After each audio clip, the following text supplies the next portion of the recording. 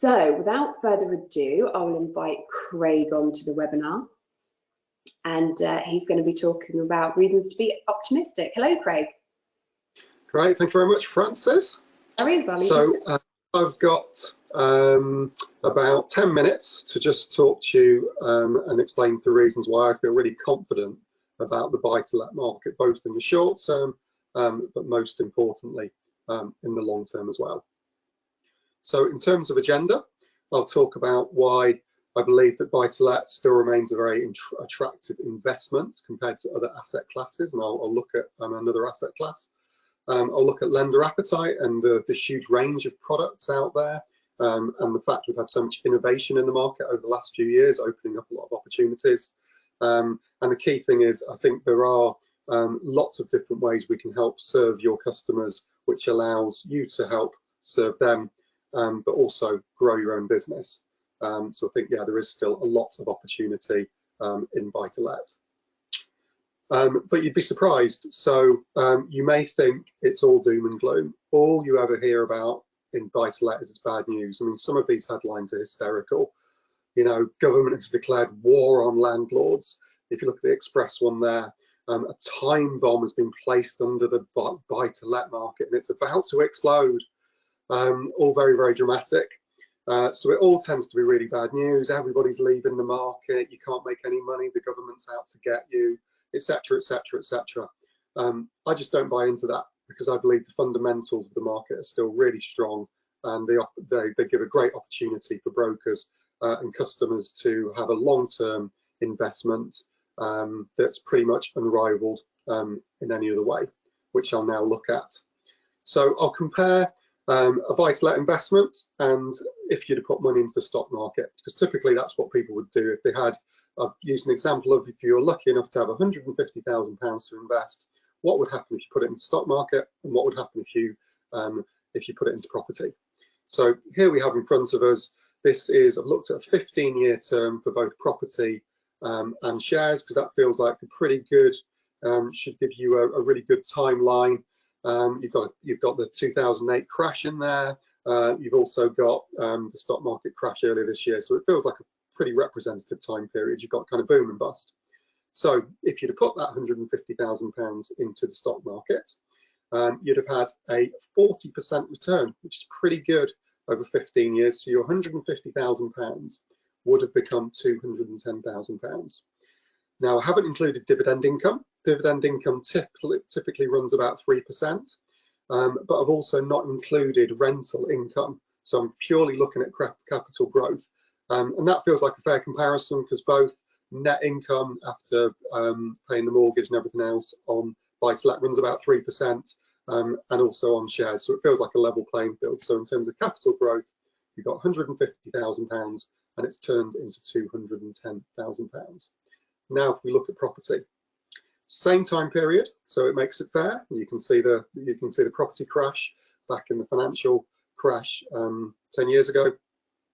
That £150,000 investment would have turned into £239,000 based on property in August this year, which is the same time frame as the share price example. So that's a 59% growth.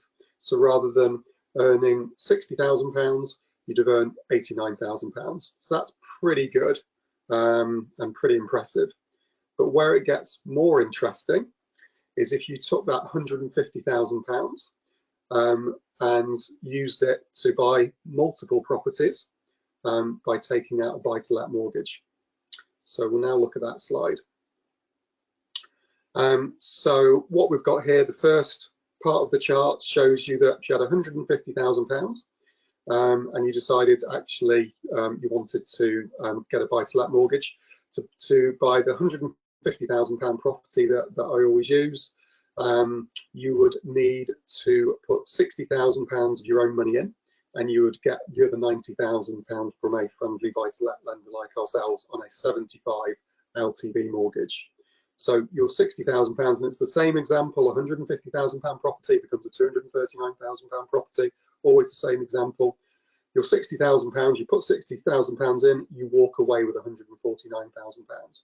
And also, because you've only used 60,000 of your starting £150,000 property, you can buy 2 houses in the street next door to each other. So rather than 1 property, you've got 2 properties. So you put 2 properties of 60,000 in, so you put 120,000 pounds in, and you walk away with 298,000 pounds. That's pretty good going. And that's the leveraged investment you get. That's the way buy-to-let works. It's very attractive and very hard to do with other asset classes. And then if you take that even more extreme, if you did a 85% LTV, so you need a pretty good yield for that. Certainly before COVID, we were doing 85 LTVs, and we're aiming to get back to there sometime, hopefully relatively soon. To buy that £150,000 property, you would only need to put £23,000 of your own money in. And that £23,000 would turn into £112,000 when you paid the mortgage back. So that's pretty exciting growth rate. And again, same example, your property started 150 grand, you put 23 in, you walk away with 112 when you've sold the property. And of course, you've only put £23,000 of your £150,000 in that you started with. So you could buy 6 houses, you could get 6 houses in that street altogether. And they all go up, they all start at £150,000 and they all finish at £239,000. So your £150,000 in this example, and it is the most extreme example, has turned into, your £150,000 has turned into £672,000, which is pretty remarkable. And that certainly outstrips buying a property without a mortgage, and also putting money into the stock market. So that's the long-term fundamentals, which don't really change. And there's noise in the market about tax rises and the government wants to do this and regulation, but those are the fundamentals that drive the buy-to-let mortgage market, and they just don't change. So that's why I think this market will stay strong.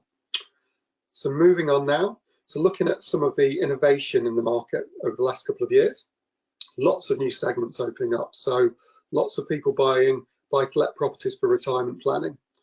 So at Kensington, for instance, we don't have a maximum age. So great if you're looking for pension provision, and lots of people doing kind of lending to older people. HMOs and MUBs, so a lot of people searching for yield. So typically an HMO will yield about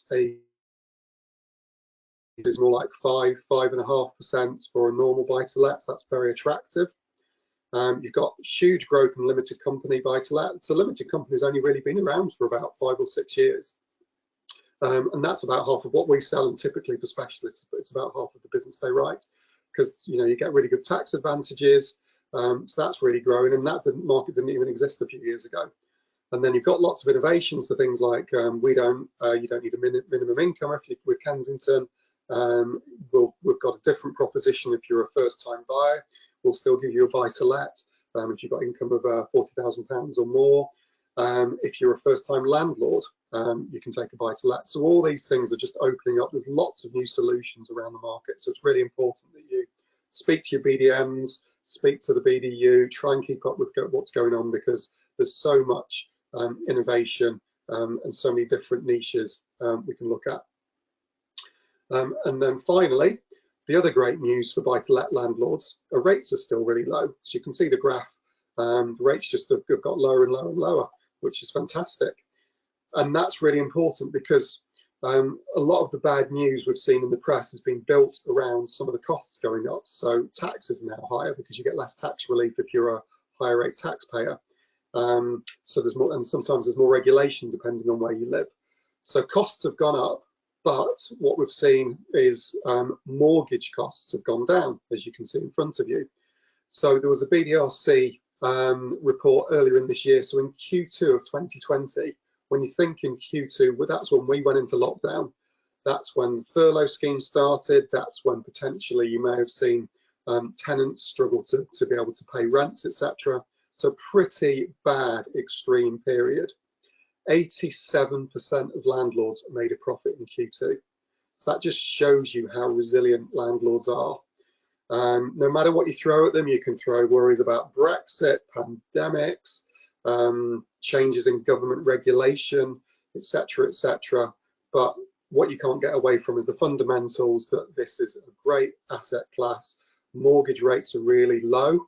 Demand from tenants is really high, so rents have gone up. So although some costs have got higher, look like the increase in tax, if you're paying lower costs because your mortgage rate's gone down, and you're able to put your rents up because there's so much tenant demand, actually what it's meaning is landlords are still making money. And I thought that was extraordinary. Nearly 90% of landlords making a profit in Q2, which was a pretty bad time for people. So those are the fundamentals that make me feel really optimistic, not just for the short term, but for the long term. And I'm very confident no matter what gets thrown at this market over the next 12 months, whatever happens with the pandemic and Brexit and cliff edges with stamp duty holidays, etc., the market will bounce back and landlords are really resilient.